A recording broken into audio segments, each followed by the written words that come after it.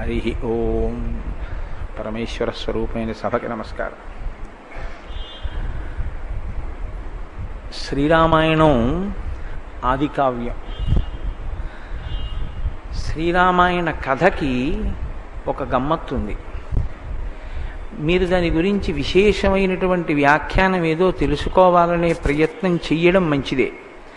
కానీ అలా తెలుసుకునేటటువంటి ప్రయత్నం చెయ్యకపోయినప్పటికీ కేవలం రామకథని రామకథగా యథాతథంగా మూలంలో వాల్మీకి మహర్షి ఎలా చెప్పారో అలా రామకథని చదువుకోవడం అనేటటువంటి దానికన్నా ప్రశస్తమైన విధానం ఇంకోటి ఉంది అని నేను అనుకోవట్లేదు.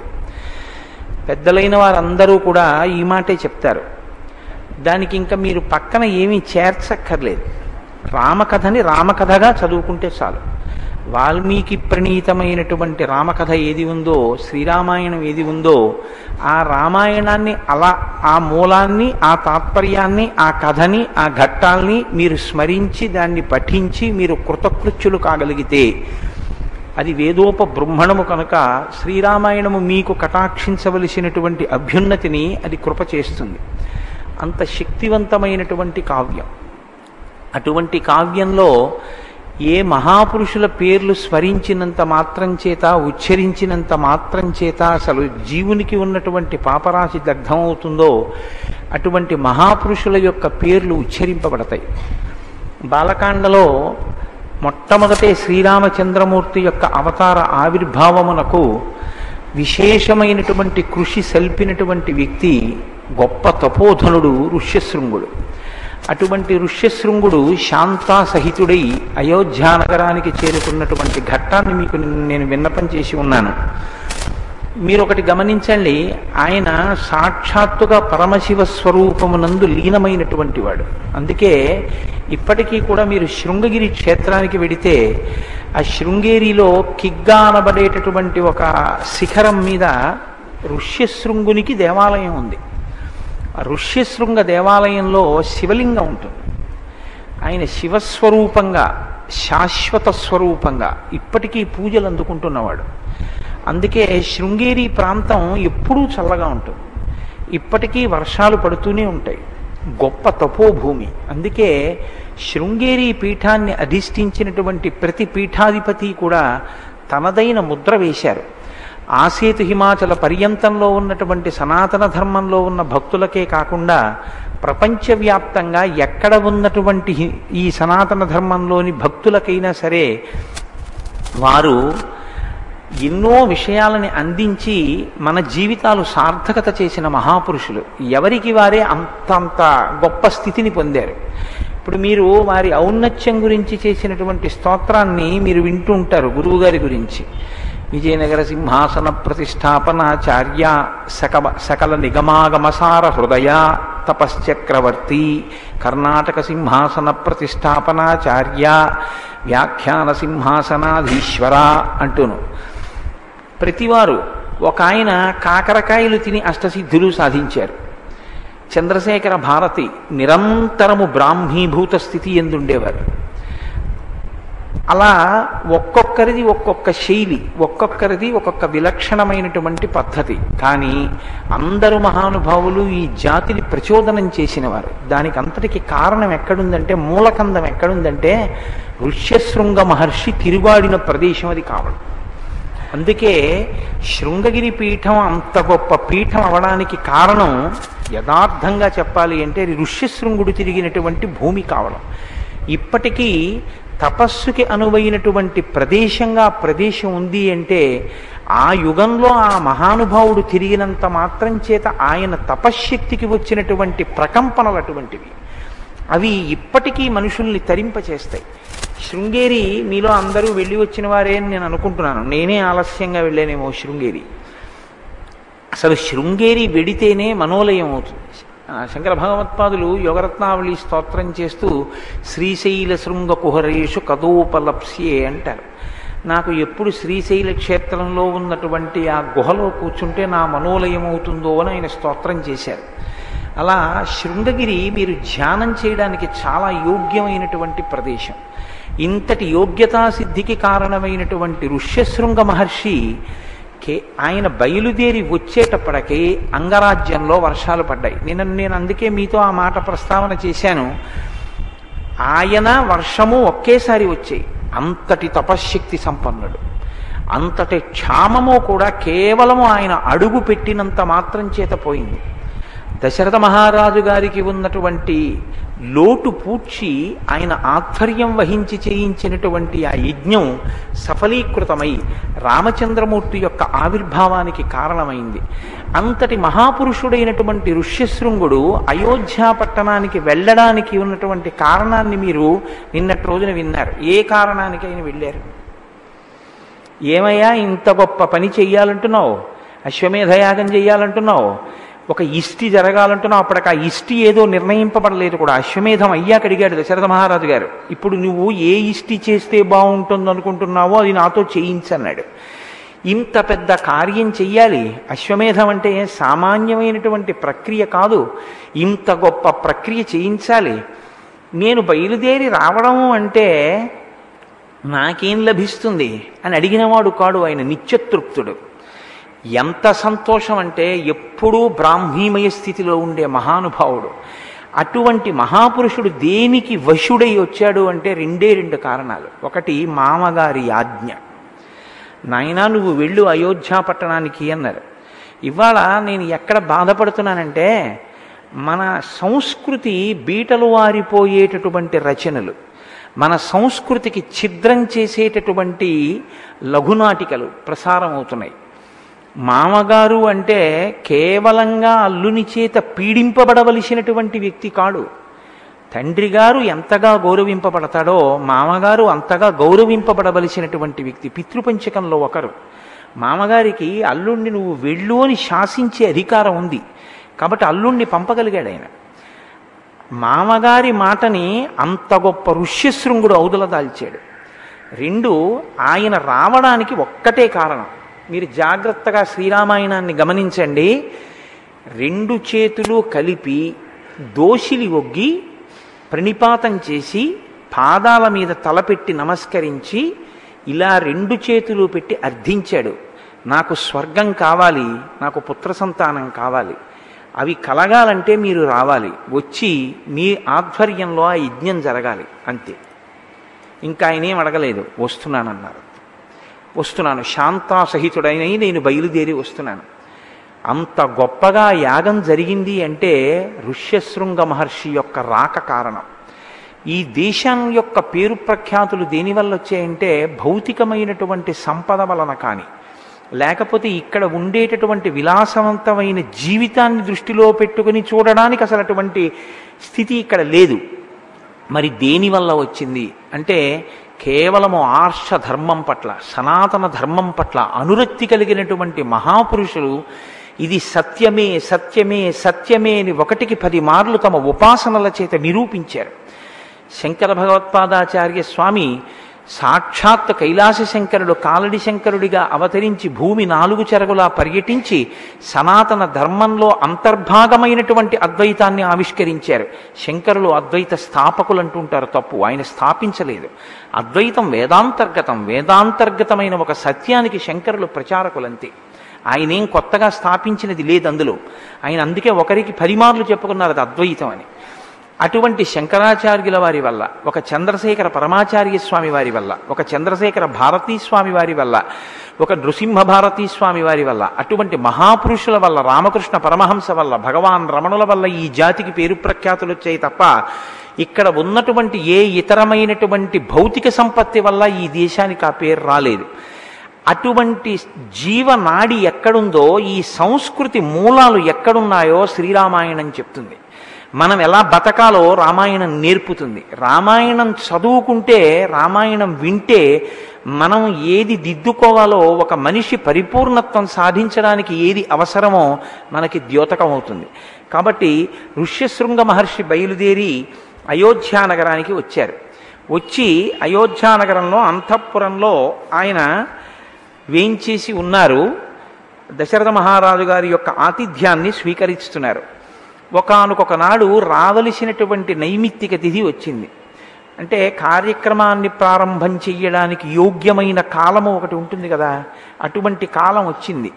ఆ కాలంలో తత ప్రసాద్య శిరసా తం విప్రం దేవవర్ణినం యజ్ఞాయ వరయామాస సంతానార్థం కులస్య వై. దశరథ మహారాజు గారు వెళ్ళి ఋష్యశృంగ మహర్షి యొక్క పాదములకు తన తల తాటించి ప్రణమిల్లి అడిగాడు, అయ్యా నేను సంతానార్థినై యజ్ఞం చెయ్యాలని నిర్ణయం చేసుకున్నాను, మీరు దానికి మిమ్మల్ని ఋత్విక్కుగా వరిస్తున్నాను, మీరు ఋత్విక్కుగా నిలబడి ఈ కార్యాన్నంతటినీ చేయించవలసింది. వెంటనే ఋష్యశృంగ మహర్షి అన్నారు, సంభారాహ సంభ్రియం తాం తే తురగశ్చ విముచ్యతాం. నాయన ఈ యజ్ఞానికి కావలసినటువంటి సంభారములనన్నింటినీ తెప్పించు, వాటన్నిటినీ సిద్ధం చేయి, సిద్ధం చేసి నువ్వు ఆ యజ్ఞాశ్వాన్ని విడిచిపెట్టినట్టయితే మనం అశ్వమేధయాగాన్ని ప్రారంభం చెయ్యొచ్చు అన్నారు. ఋష్యశృంగ మహర్షి అనుమతి ఇచ్చారు కనుక అశ్వమేధయాగం ప్రారంభం అవుతోంది.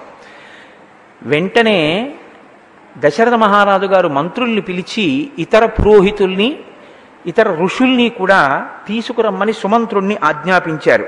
సుయజ్ఞం వామదేవంచ జాబాలిం అధకాశ్యపం పురోహితం వశిష్టంచ ఏచాన్యే ద్విజసత్తమాహ. సుయజ్ఞుడు, వామదేవుడు, జాబాలి, కాశ్యపుడు, పురోహితుడైనటువంటి వశిష్ఠుడు వీళ్ళందరినీ తీసుకుని వచ్చారు. తీసుకుని వచ్చిన తరువాత వారికి తాను చెయ్యాలనుకుంటున్నటువంటి సంకల్పాన్ని ఒక్కసారి చెప్పాడు. నేను అశ్వాన్ని విడిచిపెడుతున్నాను, అశ్వమేధయాగాన్ని ప్రారంభం చేస్తున్నాను. ఎంతో సంతోషించారు. ఇక్కడ మీరు ఒక విషయాన్ని గమనించవలసి ఉంటుంది. కథగా వెళ్ళిపోతూ ఉంటుంది. ఈ యజ్ఞం అనేటటువంటి మాట సనాతన ధర్మమునకు మాత్రమే చెందిన సొత్తు. ఈ యజ్ఞము అన్న మాట మీకు ఇంకా ఇతరమైనటువంటి ఏ విశ్వాసముల యందు కనపడదు. అగ్నిహోత్రాన్ని వ్రీల్చి అగ్నిహోత్రంలో దేవతలకు హవిస్సులిచ్చి ఆ హవిస్సులు దేవతలకి అందడం వల్ల వాళ్ళు తృప్తి పొంది వాళ్ళు మనకి కావలసినటువంటి సమస్త శ్రేయస్సు కొరకు సాధనములను బహూకరించగలిగినటువంటి స్థితిని కల్పించగలిగినటువంటి ఆ స్థితిని ఒక్క సనాతన ధర్మంలో యజ్ఞము, యాగము, హోమము అన్న క్రతువుల ద్వారా తీసుకొచ్చారు తప్ప ఈ మంత్రభాగం కానీ, దేవతల్ని మంత్రంతో పిలవడం కానీ, అగ్నిహోత్రంలోకి హవిస్సు ఇవ్వడం కానీ, ఆ హవిస్సుని హవ్యవాహనుడై తీసుకుని దేవతలకు అందించడం కానీ మీకు ఇతరమైన చోట్ల కనపడదు. మీరు ఒక విషయాన్ని బాగా గమనించండి. ఈశ్వరుడు ఈ సృష్టి చేసినప్పుడు ఒక నిర్ణయం చేశాడు. ఈ లోకంలో మనకి సుఖ సాధనములైనవి ఏముంటాయో వాటిని దేవతలు మనకి అనుగ్రహించవలసి ఉంటుంది. ఆ దేవతలు మనకు అనుగ్రహించడానికి వాళ్ళ పట్ల మనం మర్యాదతో ప్రవర్తించవలసి ఉంటుంది. మీరు చూడండి, ఐహికంగా ఆలోచించినప్పటికీ లోకంలో చూస్తే ప్రభుత్వము అని ఒకటి ఉంటుంది. ప్రభుత్వం ఎక్కడి నుంచి వస్తుంది? మనం ఎన్నుకున్నదే ప్రభుత్వం. ఆ ప్రభుత్వం కొన్ని కార్యాలు చెయ్యాలి, దానికి డబ్బు ఎక్కడి నుంచి వస్తుంది? మీరు కట్టిన పన్నులే, మనం కట్టిన పన్నులే ప్రభుత్వానికి ఆదాయం. మనం కట్టిన పన్నులతో ప్రభుత్వం మనకి సంక్షేమ కార్యక్రమాలు చూసినట్లే మీరిచ్చిన హవిస్సు చేత తృప్తి పొందిన దేవతలు మీకు కావలసినటువంటి ఉపకారం చేస్తారు. ఏమి ఇక్కడ మీరు పెట్టుకున్న వ్యవస్థ మీద మీకున్న నమ్మకం సనాతన ధర్మంలో చెప్పిన దేవతల మీద, యజ్ఞయాగాది క్రతువుల మీద మీకు ఎందుకు ఉండకూడదు? విశ్వాసము ప్రధానము. విశ్వాసమే ఈశ్వరుడు. గురువాక్యమునందు, శాస్త్రవాక్కునందు ఆ విశ్వాసం ఉండాలి. యజ్ఞము మీకు 3 రకములైనటువంటి ప్రయోజనాలను అందిస్తుంది. యజ్ఞము వలన వచ్చే ఉపయోగం ఏమిటంటే దేవతలు తృప్తి పొందుతారు.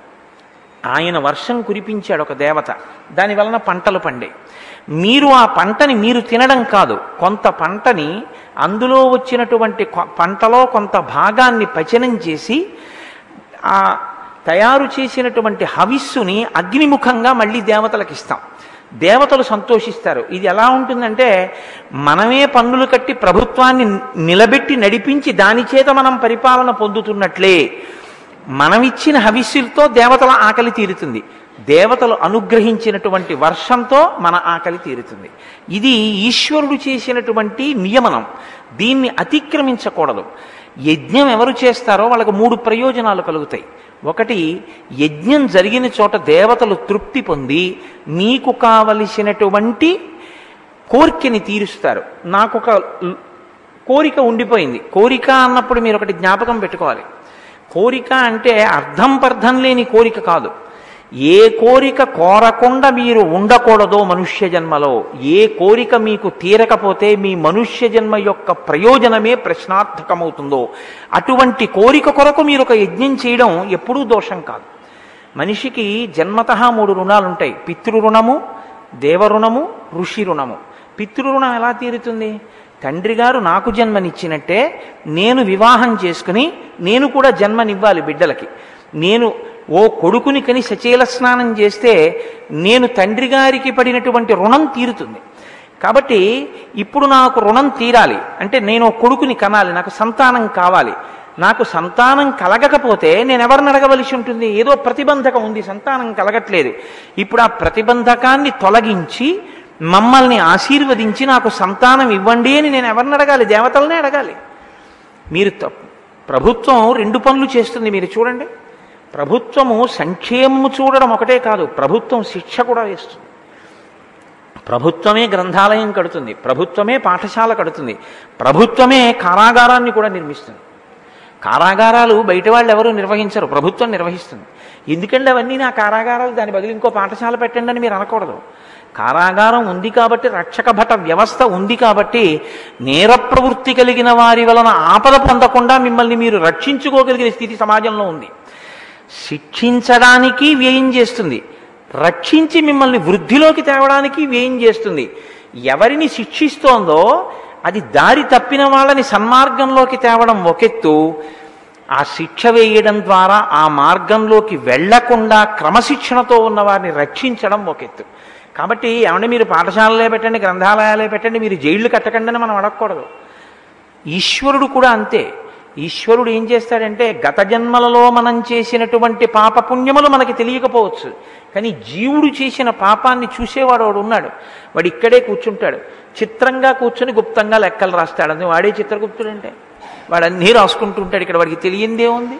వాడు దానికి ఫలితం ఇస్తాడు. కాలోహి బలవాన్ కర్త సతతం సుఖదుఃఖయో నరాణం పరతంత్రాణం పుణ్యపాపానుయోగత అంటాడు వ్యాసుడు దేవీ భాగవతంలో.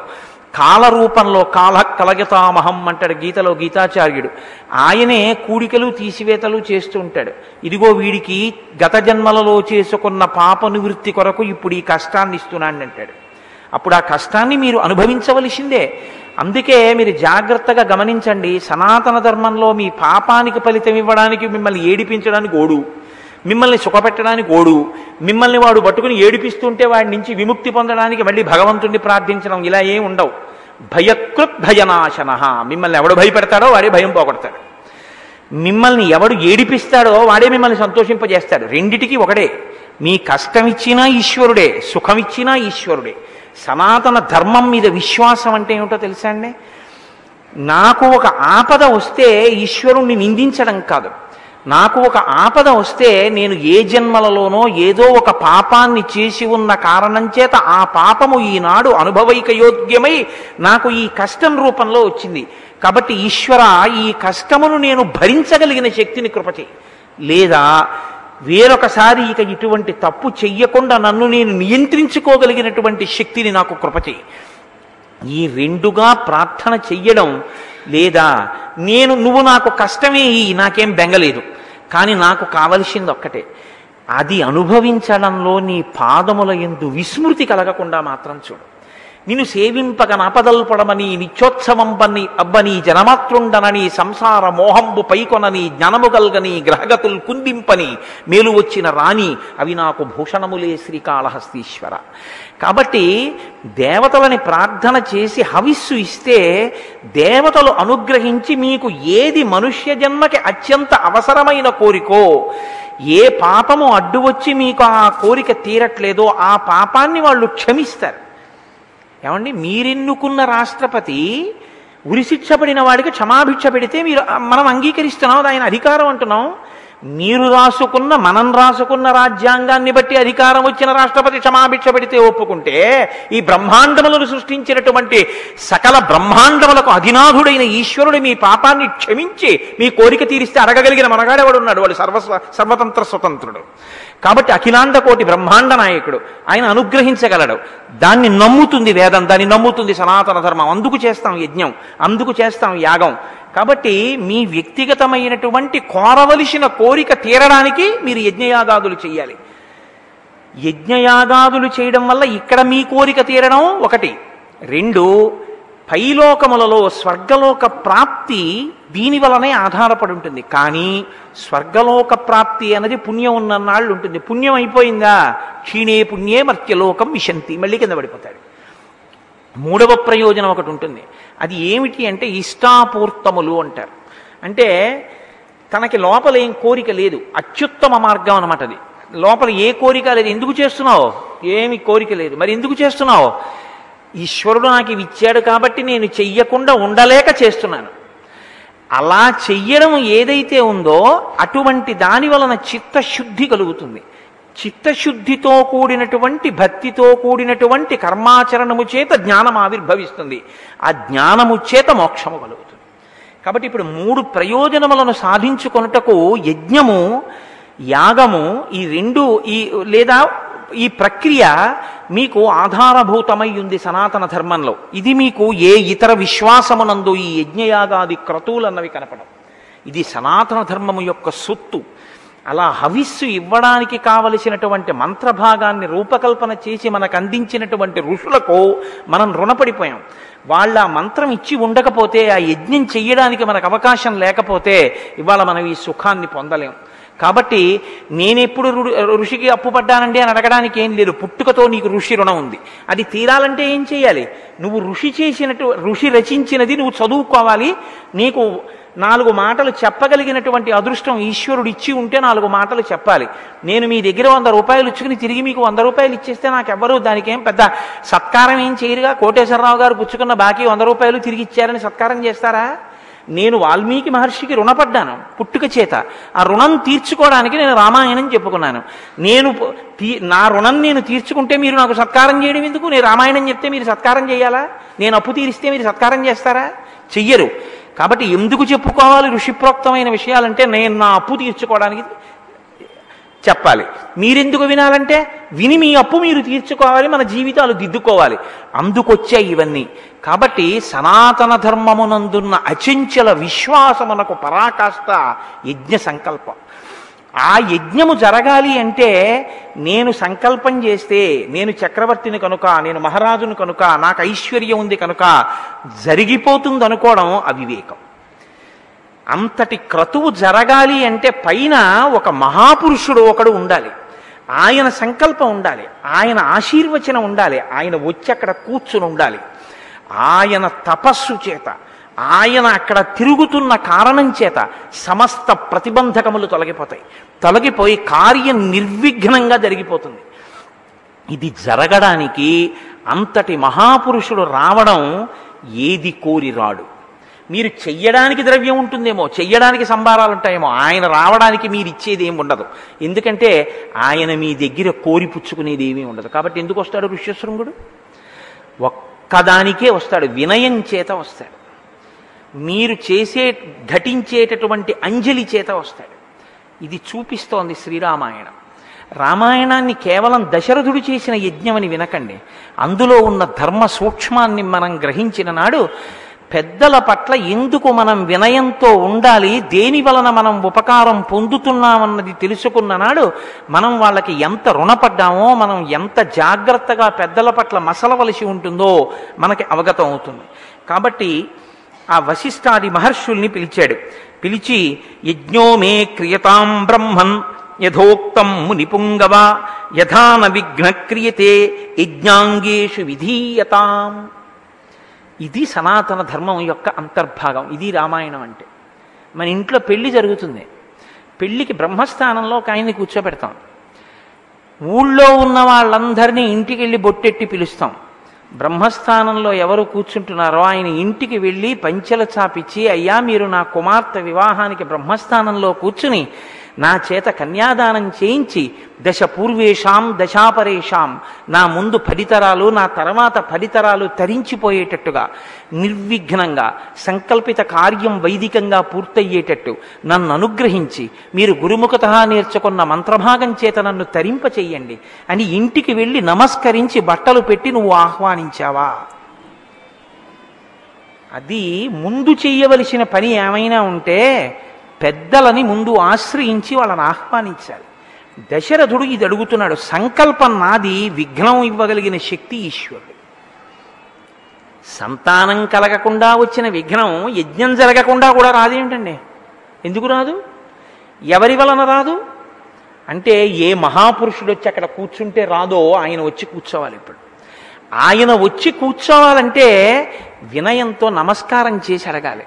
మీరు ఎందుకు కూర్చోవాలో తెలుసా? మంత్రాలు నేర్చుకున్నారు కాబట్టి కూర్చోవడం కాదు, మీరు కూర్చుంటే చాలు విఘ్నం లేకుండా నడుస్తుంది. ఇది మీరు అడగవలసింది. నేర్పుతోంది మనకి శ్రీరామాయణం. ఎంత గౌరవంగా మాట్లాడాలో, ఆ వైదిక నిష్ట ఉన్న వారి పట్ల ఎంత మర్యాదగా ప్రవర్తించవలసి ఉంటుందో మనకి శ్రీరామాయణం నేర్పుతుంది. కాబట్టి యజ్ఞోమే క్రియతాం బ్రహ్మన్, బ్రహ్మన్ ఓ బ్రహ్మమును తెలుసున్నవాడా మహానుభావ వశిష్ఠ మహర్షి, మీరు ఈ యజ్ఞ కార్యాన్ని నిర్వహింపచేయండి. యథోక్తం ముని పుంగవ, ఉక్తం ఎలా చెప్పబడిందో, ఎలా చెయ్యాలని చెప్పబడిందో అలాగే నిర్వహించండి. అలాగే నిర్వహించండి అంటే నేనండి అది తెప్పించేశాను, నేనండి ఇది తెప్పించేశానని నువ్వు ముందు చెప్పడం కాదు. ఎలా జరగాలో అలా జరిపించండి అని అడగండి. అప్పుడు ఆయన ఇవన్నీ తెప్పించాలి. అప్పుడు మీరు పిలిచి మీ సేవకులనో మంత్రులనో ఇవన్నీ తెప్పించండి అనాలి. నేను ఇవన్నీ తెప్పించాను అని మీరెళ్ళి చెప్పారనుకోండి, అప్పుడు ఆయన ఎందుకు ఇంకా? అంటే మాటలో గౌరవం. ఒక స్థానం దగ్గరికి వెళ్ళి మాట్లాడేటప్పుడు ఎలా మాట్లాడాలో శ్రీరామాయణం బాగా చదువుకుంటే మీరు ఎక్కడ ఎలా మాట్లాడాలో అలా తప్ప ఇంకోలా మీరు మాట్లాడలేరు. కాబట్టి చూడండి, యథోక్తం ముని పుంగవ యథా నవిఘ్న క్రియతే యజ్ఞాంగేషు విధీయతాం. యజ్ఞము నందు అంగములుంటాయి. ఈ అంగములన్నీ ఏ విఘ్నము రాకుండా జరిపించి నన్ను కృతార్థుడను చేయవలసింది.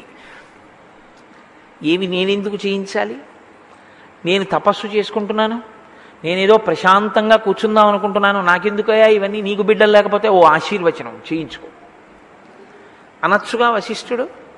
అలా వశిష్ఠుడు అనకుండా ఎందుకు రావాలో చెప్తున్నాడు దశరథ మహారాజు గారు.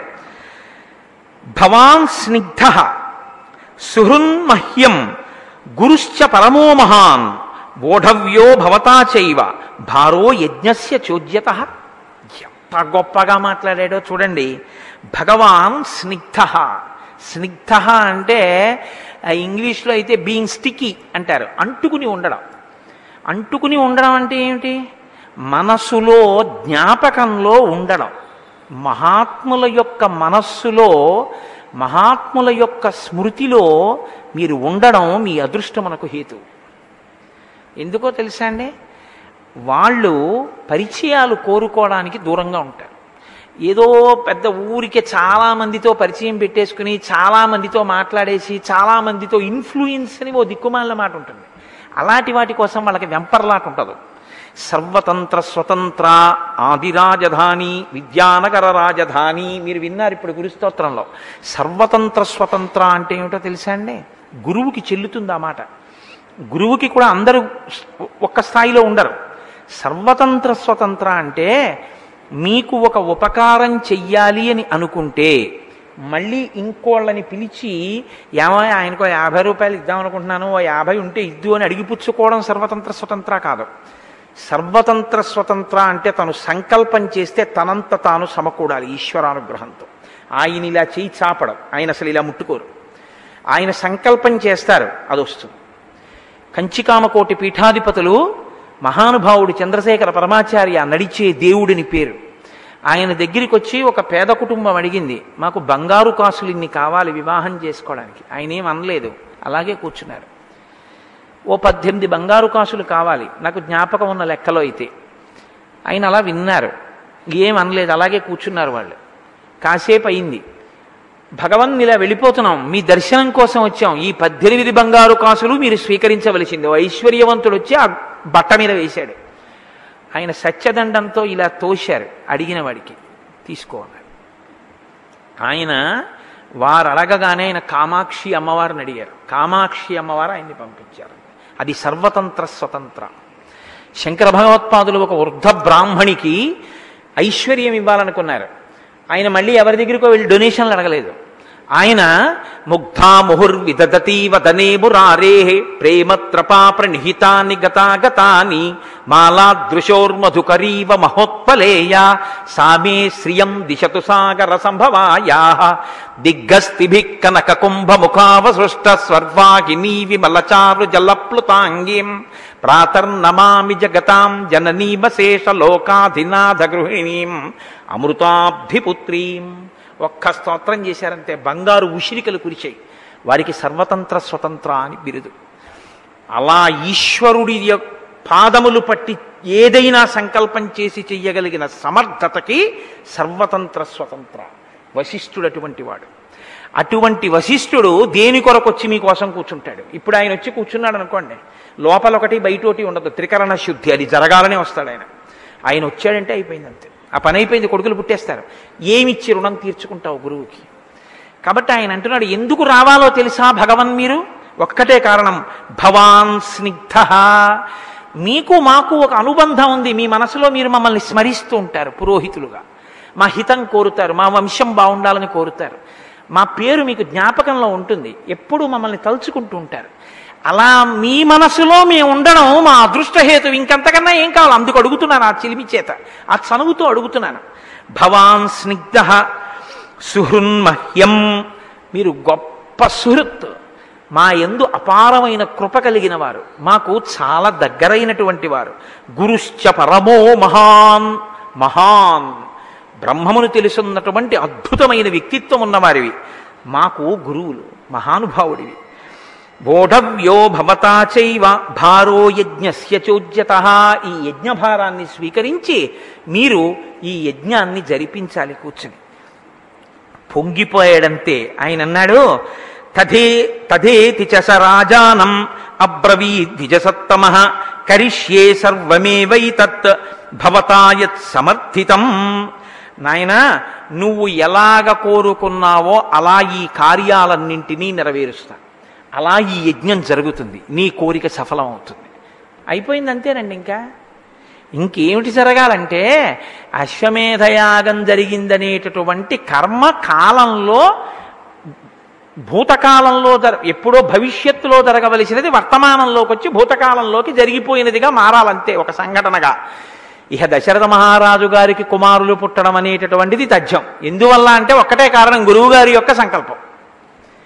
గురు సంకల్పం ఎంత గొప్పదో నారద మహర్షి వచ్చి సంక్షేప రామాయణం చెప్పిన దగ్గర నుంచి గురువైభవాన్ని శ్రీరామాయణం కీర్తిస్తోంది. మీరు గుర్తుపట్టండి. ఎందువల్ల గురువు గొప్పవాడో, గురు వైభవం ఏమిటో, ఈ దేశంలో గురువుకి ఎందుకంత గౌరవమో. గురుర్ బ్రహ్మ గురుర్ విష్ణు గురుర్దేవో మహేశ్వర గురు సాక్షాత్ పరబ్రహ్మ తస్మై శ్రీ గురవే నమః అని ఆ గురువుకి నమస్కరించకుండా ఏది ఎందుకు చెయ్యమో మనకి చూపిస్తోంది శ్రీరామాయణం. కాబట్టి నేను అలాగే నిర్వహిస్తానయ్యా అన్నారు. ఇది ఇప్పుడు గుర్రాన్ని విడిచిపెట్టారు. ఇది 1 సంవత్సరం పాటు దేశం అంతా తిరుగుతుంది.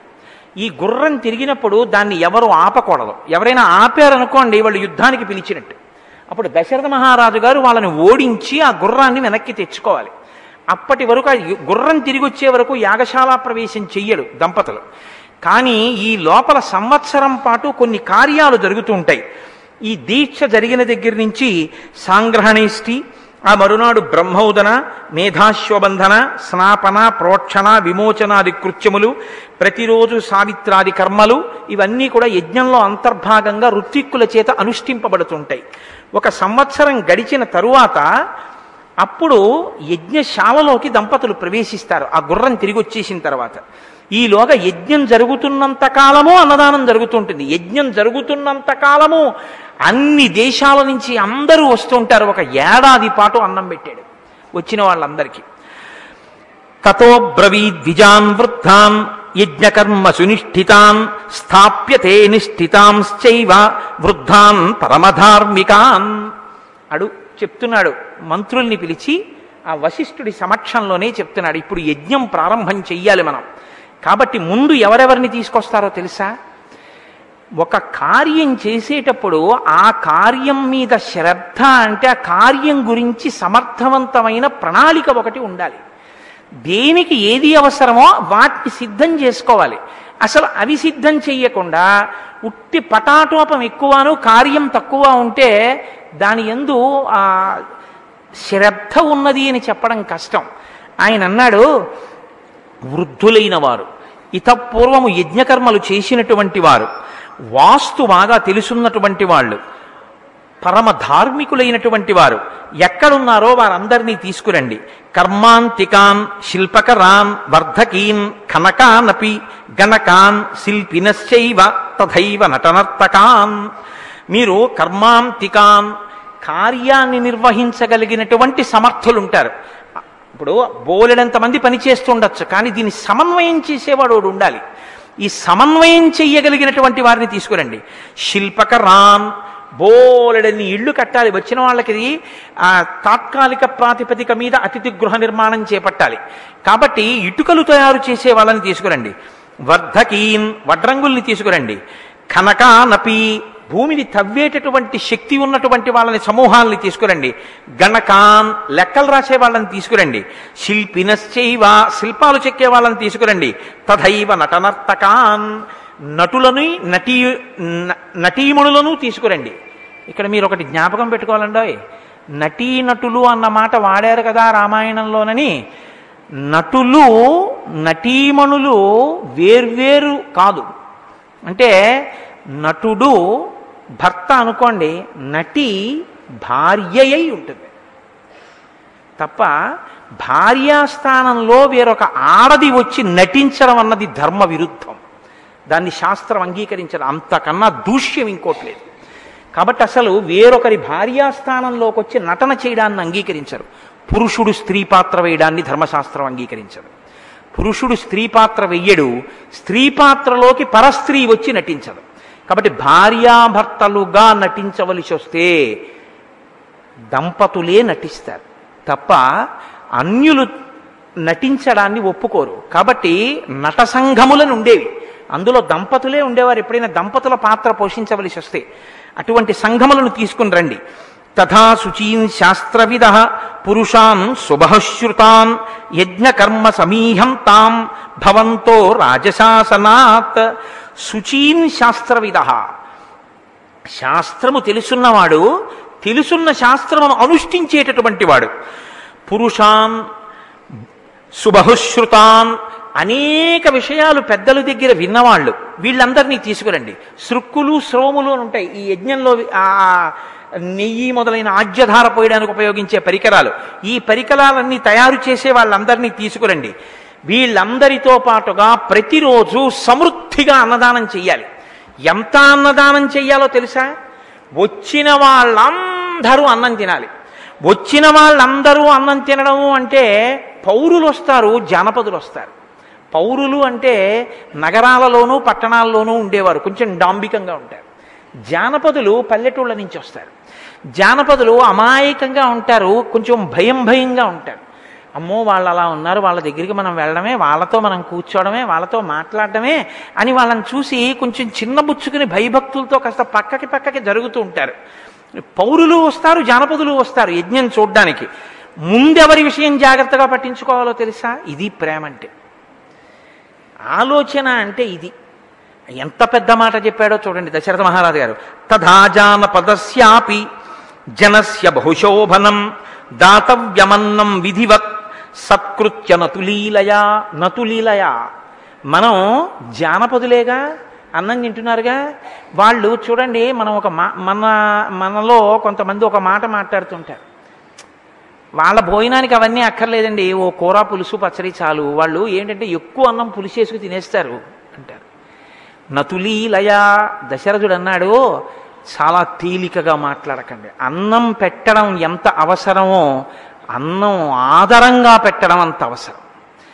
ఆదరంగా పెట్టండి, పెట్టిన అన్నం పలకరిస్తూ పెట్టండి, సమృద్ధిగా పెట్టండి, కడుపు నిండా పెట్టండి, ప్రేమతో పెట్టండి.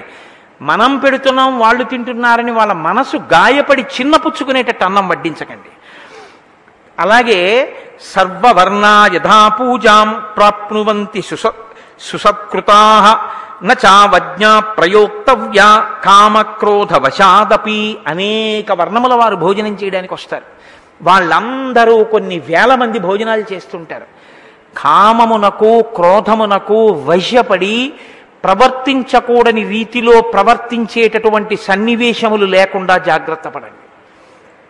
కోప్పడ్డం, కేకలేయడం, దెబ్బలాడడం ఇలాంటివి ఏవీ జరగకూడదు. నాకైతే అనిపిస్తుంది శ్రీరామాయణంలో బాలకాండలో అన్నదానం ఎలా చెయ్యాలో దశరథ మహారాజు గారు చెప్పినటువంటి ఈ అంశాల్ని పెద్ద పెద్ద దేవస్థానాల్లో అన్నదానం చేస్తున్నామని చెప్పుకుంటున్న వాళ్ళని పిలిచి వాళ్ళకి ఈ పాఠాలు చెప్తే బాగుండనిపిస్తుంది.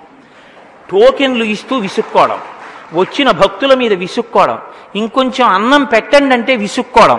నేను అన్ని దేవస్థానాల గురించి మాట్లాడటలేదు. ఎవరు ఈ లోపంతో ఉన్నారో వాళ్ళు దిద్దుకోవాలి. మనం పెడుతున్నాం వాడు తింటున్నాడు కాదు. వాడికి పెట్టే అదృష్టం మనకు కలిగిందని పెట్టే వాళ్ళని అక్కడ పెట్టాలి. ఎవడో కన్నా అక్కడ పెట్టామని పెట్టకూడదు. సమర్థతని గుర్తిరిగి పెట్టాలి.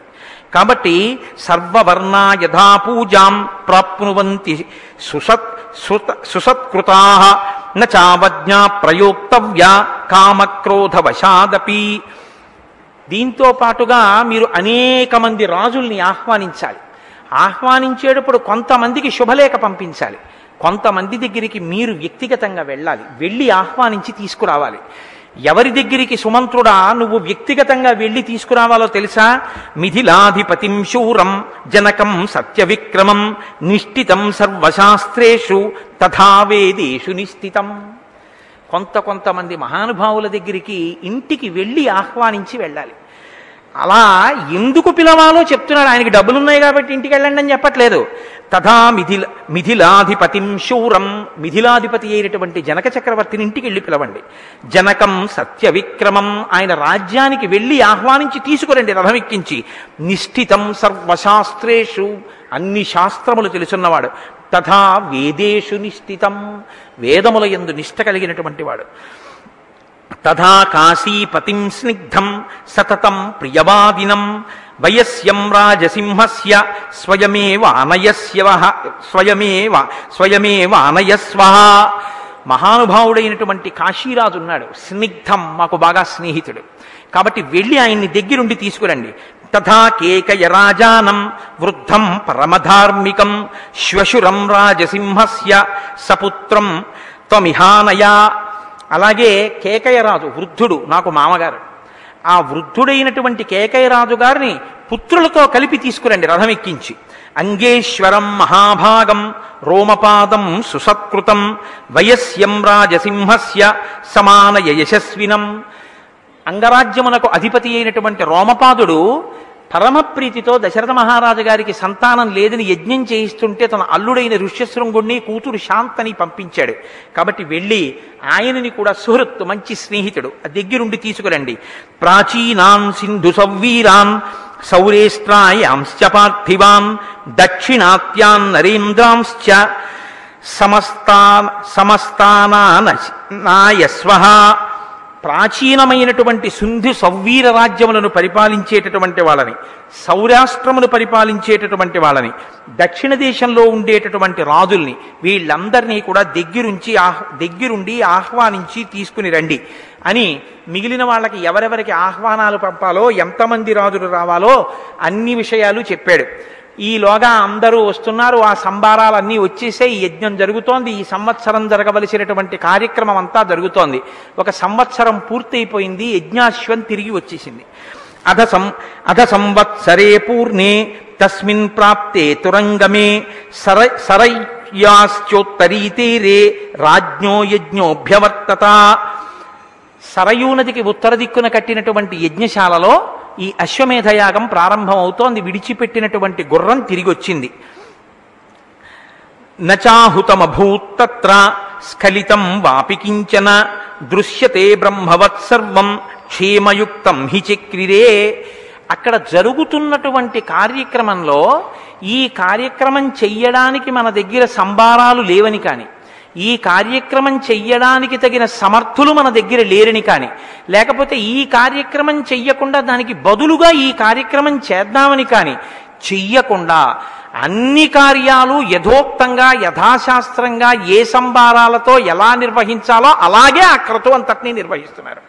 అలా జరిగేటట్టుగా వశిష్ఠాది మహర్షులు ఆయా స్థానములందు కూర్చుని కార్యక్రమాన్నంతటినీ నడిపిస్తున్నారు.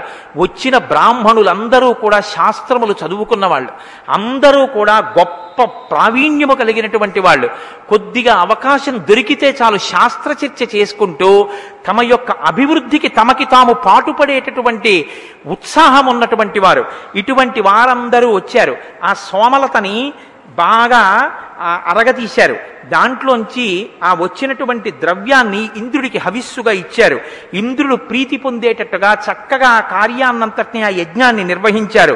బ్రాహ్మణా భుంజతే నిత్యం నాధవంతంశ్చ భుంజతే తాపసా భుంజతే చాపి శ్రమణా భుంజతే తథా.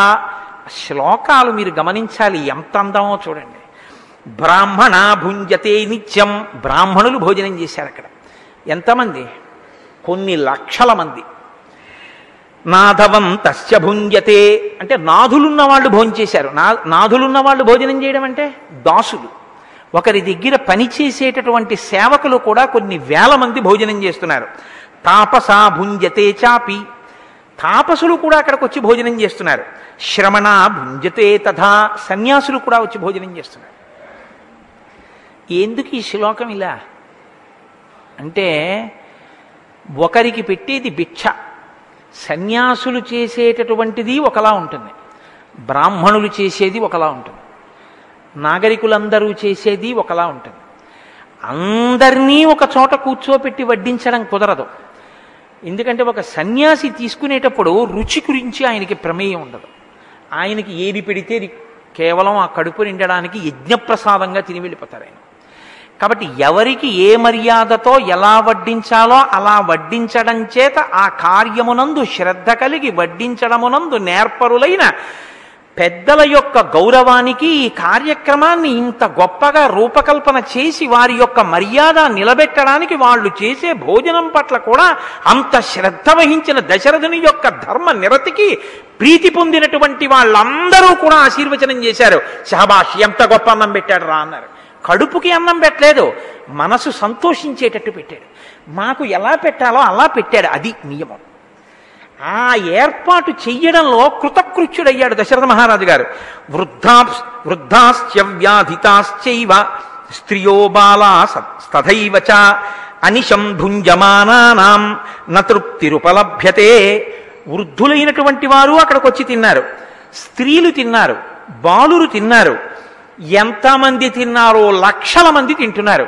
ఇంతమంది అన్నం తింటుంటే కుండలములు పెట్టుకున్నటువంటి వాళ్ళు, మంచి బట్టలు కట్టుకున్న వాళ్ళు సహాయం చేస్తుండగా ఇంకా తినండి, ఇంకా తినండి, కొంచెం పెరుగు పోసుకోండి, ఇంకో అప్పడం వేసుకోండి, ఈ బూరె వేసుకోండి, ఈ గారె వేసుకోండి, ఈ అన్నం తినండి, ఏమి ఇది ఇంకా బాగుంది, మీరు కొంచెం రుచి చూడండి, ఈ మాటలే తప్ప అమ్మో ఇంకా చాలు, ఇంకా వద్దు, ఇదేం కూర, ఇదేం పచ్చడి, ఇదేం రుచి, ఏమి ప్రేమ, ఏమి వడ్డన, ఎక్కడ చూసినా లక్షల మంది భోజనం చేస్తూ ఇదే సంతోషం.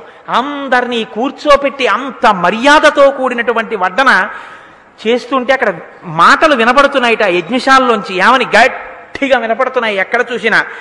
దీయతాం దీయతామన్నం వాసాంసి వివిధాని చ ఇతి సంచోదితాస్తత్ర తథా చక్రురనేకశః.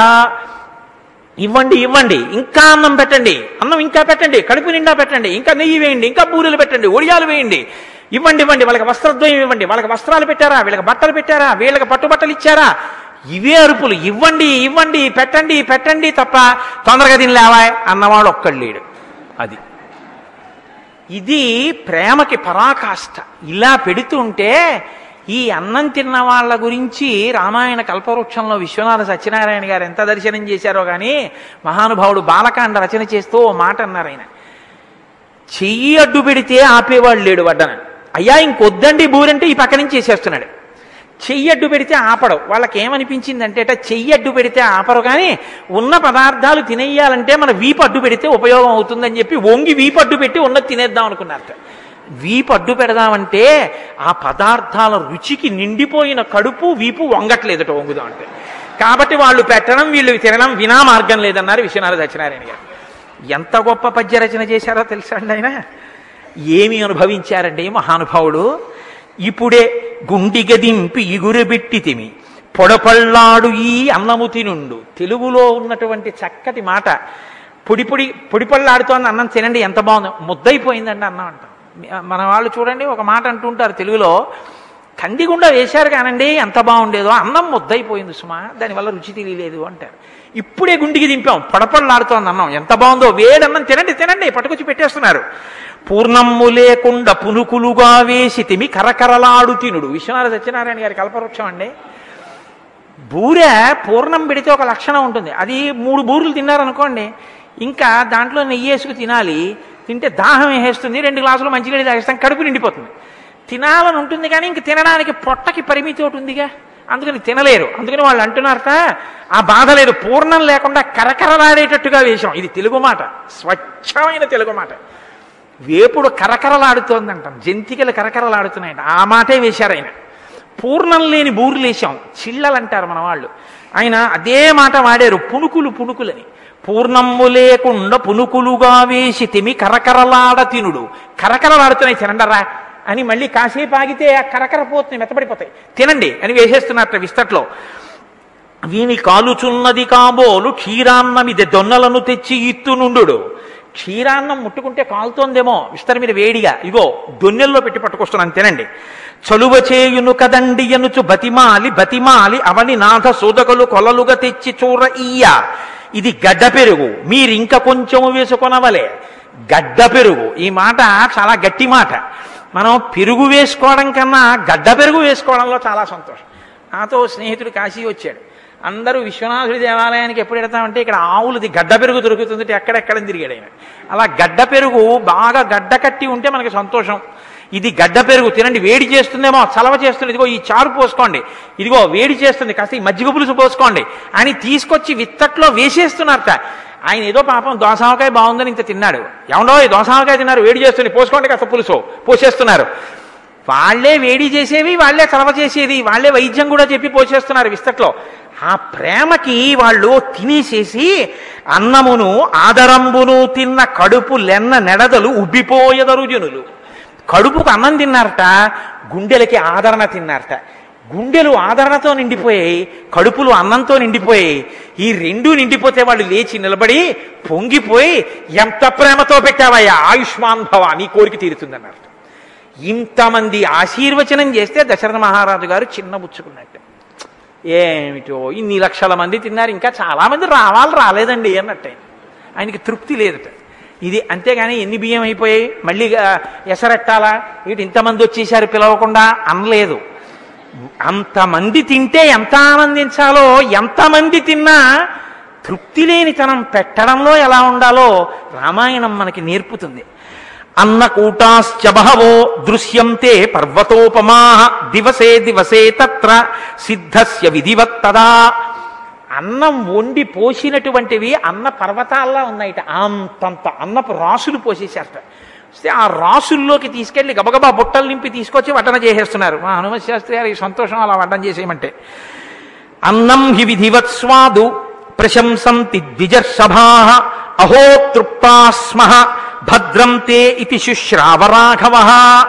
ఆ భోజనం చేసి బయటికి వచ్చేసినటువంటి వృద్ధులు, బ్రాహ్మణులు, దాసులు, సర్వవర్ణముల వాళ్ళు, స్త్రీలు, వ్యాధిగ్రస్తులు, పిల్లలు అందరూ కూడా అంటున్నారట, అబ్బబ్బబ్బా ఏమి భోజనం పెట్టారండి, అంత గొప్ప భోజనం అండి, పరమేశ్వరుడు కడుపుకో పరిమితి పెట్టి ఎంత దోషం చేసేశాడండి, ఎంత గొప్పగా ఉందండి భోజనం అని. నాయన ఇంత గొప్ప భోజనం పెట్టావురా, ఆయుష్మాన్ భవ, నీ కోరిక తీరాలి, సంకల్ప సిద్ధిరస్తు అంటున్నారట. ఇంతమంది ఇంత పొంగిపోయేటట్టుగా అన్నం పెట్టడానికి వారసులైన జాతి మనది. ఇవాళ మనకి పిలవడము రాదు, పెట్టడము రాదు. శుభలేఖ వేస్తే సైడ్ హెడ్డింగులు, సుముహూర్తం ఇన్ని గంటలకి, వరుడు ఫలానాది, వధువు ఫలానాది, వేదిక ఫలానాది, విందు రాత్రి 8 గంటల నుండి 9:30కి, ముందొస్తే పెట్టం, తర్వాత వస్తే ఉండదు.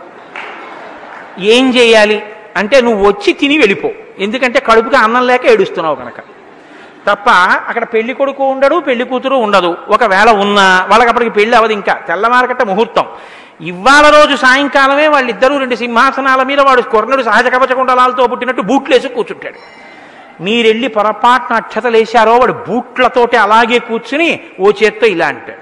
వాడికి ఆశీర్వచనం చేయాలి మీరు. వాళ్ళిద్దరు ఇంకా దంపతులు కారు, కన్యాదానం జరగలేదు. ముందే వీళ్ళిద్దరూ కుర్చీల్లో కూర్చుంటే వైదిక నిష్ఠున్న వాళ్ళిళ్ళు ఆశీర్వచనాలు చేయాలి వాళ్ళకి. అసలు పెళ్ళవలేదు, వీడు అన్నం పెడతాడు. ఎందుకు పెడతాడో తెలియదు.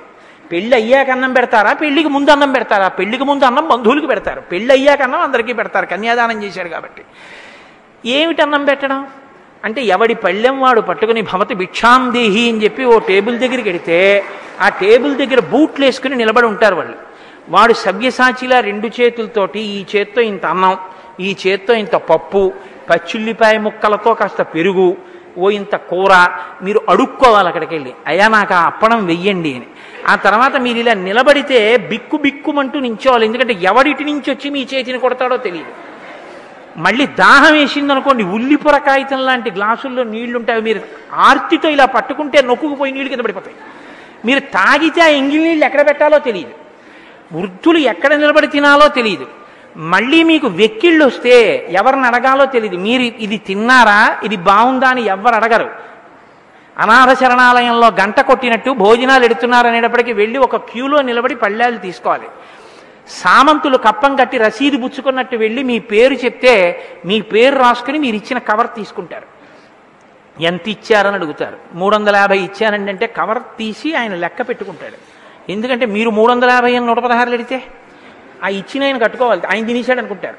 అందుకని ఆయన లెక్క పెట్టుకుంటాడు. 350 అని వేసుకుని మీ పేరు రాసుకుంటాడు. రసీదు ఇవ్వట్లేదు, అదో అదృష్టం. ఇది ఇవాళ మనం చేసేటటువంటి వివాహం, ఇది ఇవాళ మనం పిలిచేటటువంటి ఆహ్వానం, ఇది మనం పెట్టేటటువంటి అన్నం.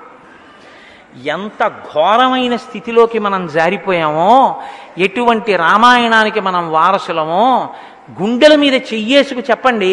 వచ్చిన వాళ్ళని కింద కూర్చోపెట్టి అన్నం పెట్టడానికి ఓపిక లేని స్థితిలో మనం ఉన్నామా? లేము.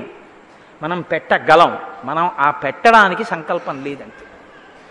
శుభలేఖ యథావిధిగా మీరు ఎలా వేశారో అలా మదర్పిత చందన తాంబూలాది అన్నప్పుడు ఒక నలుగురిని పెట్టి సుముహూర్తానికి ముందు చేతికి గంధం రాయించడం కష్టమా? మనం చెయ్యం అంతే. కార్డులో ఉంటుంది, మనం చెయ్యం. అంటే నిష్ఠ లేదు, శ్రద్ధ లేదు. శ్రద్ధకి పరాకాష్ట శ్రీరామాయణం. రామాయణానికి వారసులం అన్నవాళ్ళం మనం ఏ కార్యక్రమం చేసినా ఎంత శ్రద్ధగా చెయ్యవలసి ఉంటుందో మనం చూసుకోవాలి. కాబట్టి ఇంత గొప్ప యజ్ఞాన్ని ఆయన నిర్వహణ చేస్తున్నాడు. అక్కడ యూపస్తంభములను కొన్నింటిని ఏర్పాటు చేశారు. అంటే వాటికి పశువుల్ని తీసుకొచ్చి కడతారు. పశు విసర్జనము కొరకు యజ్ఞములో అది అంతర్భాగం సనాతన ధర్మంలో.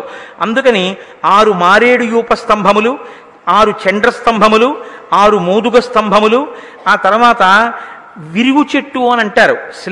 శ్లేష్మాతక వృక్షం యొక్క స్తంభం 1, దేవదారు వృక్ష స్తంభాలు 2, ఇటువంటి యూపస్తంభాలను అక్కడ పెట్టి వాటికి తీసుకొచ్చి అనేకమైనటువంటి పశువుల్ని, అంటే జలచరాల్ని, పావుల్ని, అరణ్యాలలో తిరిగే జంతువుల్ని, నగరాల్లో తిరిగే జంతువుల్ని వాటికి తీసుకొచ్చి బంధిస్తారు.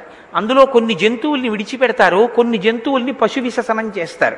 అది సనాతన ధర్మంలో అంతర్భాగంగా చేస్తారు అశ్వమేధయాగంలో. ఇప్పుడు అశ్వమేధయాగం కలియుగంలో లేదు. అశ్వమేధయాగం కలియుగంలో నిజానికి ఏ రూపంలో ఉంది అంటే, కలియుగంలో అశ్వమేధయాగం చెయ్యాలి అంటే ఒక్కటే చెయ్యమని ఉంది. అనాథ ప్రేత సంస్కారం ఎవరు చేస్తారో వాళ్ళు అశ్వమేధయాగం చేసినట్టే అని నడిచే దేవుడు చంద్రశేఖర పరమాచార్య స్వామి ఎక్కడికి వెళ్ళినా చెప్తుండేవారు. అనాథ ప్రేత సంస్కారం ఎవరైనా చేస్తే వాడు అశ్వమేధయాగం చేసిన ఫలితం వేస్తారు తప్ప కలియుగంలో అశ్వమేధయాగం లేదు. కాబట్టి ఇక్ష్వాకాశ్చ యథాన్యాయం కారితాశ్చ ప్రమాణతః చితోగ్నిర్బ్రాహ్మణైస్తత్ర కుశలైః శుల్బకర్మణి సచిత్యో రాజసింహస్య సంచిత కుశలైర్ద్విజైః గరుడో రుక్మపక్షో వై త్రిగుణోష్టాదశాత్మకః నియుక్తాస్తత్ర పశవః తత్తదుద్దిశ్య దైవతం ఉరగాః పక్షిణాశ్చైవ యథాశాస్త్రం ప్రచోదితాః. అక్కడ దశరథ మహారాజు గారు ఆరాధన చేసేటటువంటి అగ్నిగుండం పెట్టడం కోసమని ఒక వేదిని నిర్మాణం చేశారు. అది గరుత్మంతుడు భూమి మీదకి దిగుతున్నప్పుడు శిరస్సు కిందకి వంచి రెక్కలు ఇలా పైకెత్తి తోక నిటారుగా పెడితే ఎలా ఉంటుందో అటువంటి ఆకృతి వచ్చేటట్టుగా బంగారు ఇటుకలతో నిర్మాణం చేశారు. దాని మీద దశరథ మహారాజు గారి యొక్క అగ్నికుండాన్ని ఉంచారు. శుక్ల యజుర్వేదానికి చెందినటువంటి వాడు కనుక అటువంటి వేదికని నిర్మాణం చేసి అటువంటి అగ్నిగుండాన్ని ఉంచారు. ఇప్పుడు ఈ భూమండలమంతా తిరిగి వచ్చినటువంటి ఆ గుర్రాన్ని తీసుకొచ్చి అక్కడ కడతారు యూపస్తంభానికి. దాన్ని పట్ట మహిషి అంటారు. మహిషి అంటే పట్టాభిషేకం జరిగినప్పుడు ప్రభువుతో సింహాసనం మీద కూర్చుని పట్టాభిషేకం అందుకున్న భార్యని మహిషి అంటారు. మహిషి కౌసల్య. కౌశల్య ఈ గుర్రాన్ని 3 కత్తులతో చంపవలసి ఉంటుంది. కాబట్టి కౌసల్యాతం హయం తత్ర పరిచర్య సమంతతః కృపాణైర్విశసాసైనం త్రిభిః పరమయాముదా. చంపేటప్పుడు భీతితో లేకపోతే గుర్రాన్ని నేను చంపుతున్నానన్న భావన లేకుండా పరమ సంతోషంతో ప్రహృష్టవదనంతో 3 కత్తులను చేతపట్టి కౌసల్యాదేవి ఆ గుర్రాన్ని సంహరించింది. అది యజ్ఞంలో అంతర్భాగం. కాబట్టి ఆ మరణించినటువంటి గుర్రాన్ని తీసుకెళ్ళి ఈ ఋత్విక్కులు యాగశాలలో ఒక దగ్గర పడుకోబెడతారు ఆ కళేబరాన్ని. దాని పక్కన ఆ రోజు రాత్రి కౌసల్యాదేవి ఆ గుర్రం పక్కనే పడుకోవలసి ఉంటుంది. ఒక వస్త్రంతో ఆచ్ఛాదిస్తారు. అది ఆ రోజు రాత్రంతా కూడా మనసులో ఏ విధమైనటువంటి చికాకు అంటే నేను ఒక సంహరింపబడిన గుర్రం పక్కన పడుకున్నానన్న భావన లేకుండా తన భర్త పక్కన తాను పడుకుంటే ఎంత ప్రసన్నంగా పడుకుంటుందో అలా పడుకోవాలి. మరునాడు ఉదయం ఆ గుర్రం యొక్క మేధని తీసి ఆ పవని ఆ ప్రబ్బలి తీగల మీద పెట్టి సంస్కరిస్తారు. ఒక్క అశ్వమేధంలో అయితేనే ప్రబ్బలి తీగల మీద, ఇతర యాగాలలో అయితే జువ్వి కొమ్మల మీద పెట్టి సంస్కరిస్తారు. ప్రబ్బలి తీగల మీద పెట్టి సంస్కరించినటువంటి ఈ ఈ మేధ పైకి తీస్తారు గుర్రంలోంచి. దాన్ని మంత్రభాగాన్ని అన్వయం చేస్తూ అగ్నిహోత్రంలో కాలుస్తారు. కాల్చినప్పుడు దాంట్లోంచి పొగొస్తుంది. ఆ పొగ వచ్చినప్పుడు మహారాజు అక్కడ నిలబడి ఆ వాసన చూడాలి. ఆ వాసన పీలిస్తే మహారాజు కోరిక తీరడానికి ప్రతిబంధకంగా ఉన్న పాపం ఏదుందో అది అప్పుడు నిర్మూలనం అవుతుంది. అప్పుడు మహారాజు ఏం చేయాలంటే తన భార్యల్ని దానం చేసేయాలి ఋత్విక్కులకి. వాళ్ళు రాజు భార్యల్ని స్వీకరించరు కనుక దానమిచ్చి మళ్ళీ తత్తుల్యమైన ధనం కొంత ఇచ్చి తన భార్యల్ని తాను మళ్ళీ పుచ్చేసుకుంటాడు. కాబట్టి ఈ కార్యక్రమాన్ని అంతటినీ కూడా దశరథ మహారాజు గారు పూర్తి చేశారు. ఇలా అశ్వమేధ యాగాన్ని పూర్తి చేశాడు.